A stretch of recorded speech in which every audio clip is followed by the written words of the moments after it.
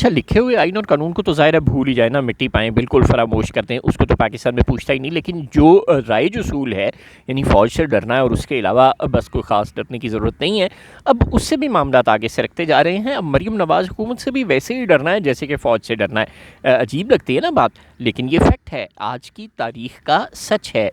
کیونکہ جو تونسا میں 100 سے زائد بچوں میں ایڈز ڈائگنوز کرنے والی بی بی سی کی ہولناک قسم کی رپورٹ ہے، اس قسم کے واقعات بہت مہینے پہلے پاکستان کے دوسرے جو لوکل نیوز چینلز ہیں ان پر بھی نشر ہوتے رہے ہیں کہ جی یہاں اکا دکا کیسز ہیں جن میں بچوں میں ایڈز منتقل ہو رہی ہے، اور جی پرانی سرنجز استعمال ہو رہی ہیں ہاسپٹلز میں وغیرہ وغیرہ.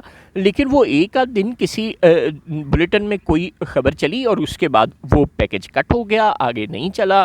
اس کو فالو اپ بھی تو کرنا ہوتا ہے نا. ظاہر ہے جب ایک بڑا اسکینڈل آتا ہے تو اس کا روز فالو اپ آتا ہے، لیکن وہ نہیں ہوا. نیوز چینلز میں یہ خبر آنی شروع ہوئی تھی دسمبر جنوری فروری میں، اور اس کے بعد کل ہو گئی.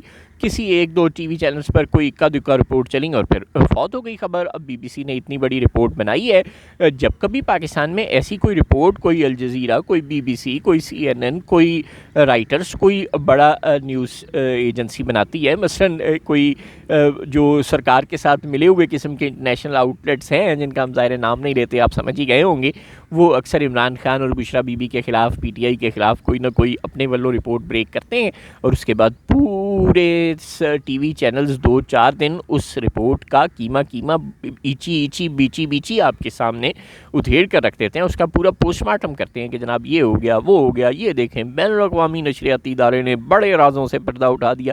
اس طرح کی باتیں آپ سنتے ہیں نا، تو یہ ہوتا ہے. لیکن اب اتنا بڑا پبلک انٹرسٹ کا معاملہ ہے، 100 سے زائد چھوٹے معصوم بچوں میں ایڈز منتقل ہوئی ہے، ایک ہاسپٹل کا عملہ اس کی نائلین ملوث ہے.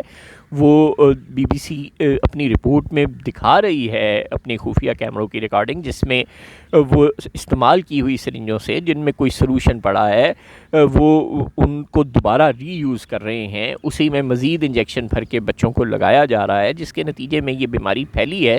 لیکن آپ کو کوئی ٹی وی چینلز پر شور مچا ہوا ملا تو گویا اب ڈر صرف فوج سے نہیں لگتا، اب مریم نواز سے بھی ڈر لگتا ہے. اب جو مریم نواز کے خلاف بولے گا، سی سی ڈی آئے گی، اس کو بھی اٹھا کر لے جائے گی، اٹھا کر سوری کیوں لے جائے گی، سیدھا قتل ہی کر دے گی.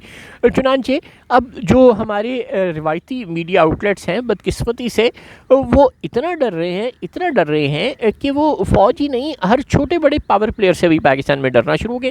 تو پھر یہ ٹی وی چینل بند کیوں نہیں کر دیتے؟ یہ ڈھکوسلا، یہ ڈرامہ بند ہی کر دیں، یہ چلائیں ہی نہ. جب انہوں نے پبلک انٹرسٹ کی کوئی خبر دینی ہی نہیں، وہ پہلے آپ کو یاد ہوگا یہ حکم ملا تھا ٹی وی چینلز کو کہ روٹیاں گلے میں ہار ڈال کر کوئی نہ دکھائیں، کوئی ٹائر جلاتا ہوا نہ دکھائیں. گویا ہر قسم کا جو عوامی احتجاج ہے، عوام کی آواز ہے، اس کو آپ نے کل ہی کرنا ہے. کوئی فاشسٹ قسم کی رجیم، ایکسٹریم فاشسٹ قسم کی رجیم بنتے جانا ہے.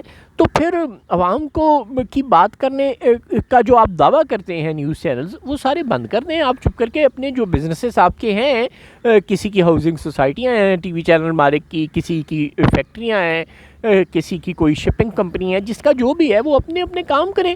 بس پھر آپ یہ ٹی وی چینلز کا ڈرامہ بند کر دیں نا، سرکار کے ترجمان بھرتی ہو جائیں. آپ ایسے کریں کہ تمام ٹی وی چینل مالکان اور ان کے جو نام نہاد ملازم صحافی ہیں، وہ سارے کے سارے کچھ اسما بخاری، کچھ شرجیل میمن اور کچھ عطا تارڑ کی منسٹریوں میں ملازم بھرتی ہو جائیں.